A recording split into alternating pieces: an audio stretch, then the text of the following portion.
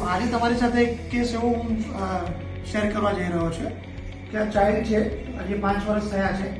હવે એમની ફેમિલીને એક્સિડન્ટ થયેલું. હવે એક્સિડન્ટની અંદર એવું કે ડ્રાઈવરે સીટ બેલ્ટ માર્યો હતો, પણ બાળકો બંને ગાડીની પાછળ બેઠેલાને રમતા હતા. અચાનક બ્રેક મારવાના લીધે એક્સિડન્ટ થઈ ગયું. ડ્રાઈવર અને એમની કો ડ્રાઈવર સીટ બંને સેફ છે, પણ બંને ચાઇલ્ડને વાગેલું.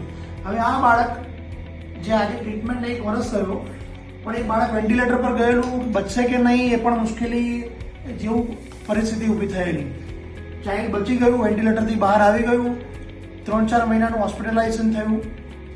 અત્યારે 50-60% ચાઇલ્ડ નોર્મલ થઈ ગયું છે.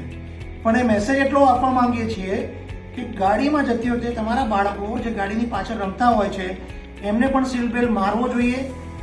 જે મોટાભાગના લોકો એ વસ્તુને ફોલો કરતા નથી, પણ આ એક જીવતું જાગતું ઉદાહરણ છે જેને આપણે બધાએ ફોલો કરવું જોઈએ. શું નામ છે બાળકનું? કબીર. ઓકે. બંને બાળકો ગાડીમાં હતા. એક્સિડન્ટ થવાથી બાળક કેટલા સ્ટેજની ગંભીર પરિસ્થિતિમાં આવેલું? વેન્ટિલેટર પર હતું. કેટલા દિવસ? 1 મહિનો વેન્ટિલેટર પર રહેલું. તો અત્યારે નસીબ સારું છે બધાનું કે બાળક રિકવર થઈ રહ્યું છે. પણ સમાજને મેસેજ આપવા માંગીએ છીએ કે ડ્રાઈવરની સાથે કો ડ્રાઈવર પણ પાછળની સીટમાં બેસેલા લોકોએ સ્પેશિયલી બાળકોએ સીટ બેલ્ટ મારવો જોઈએ.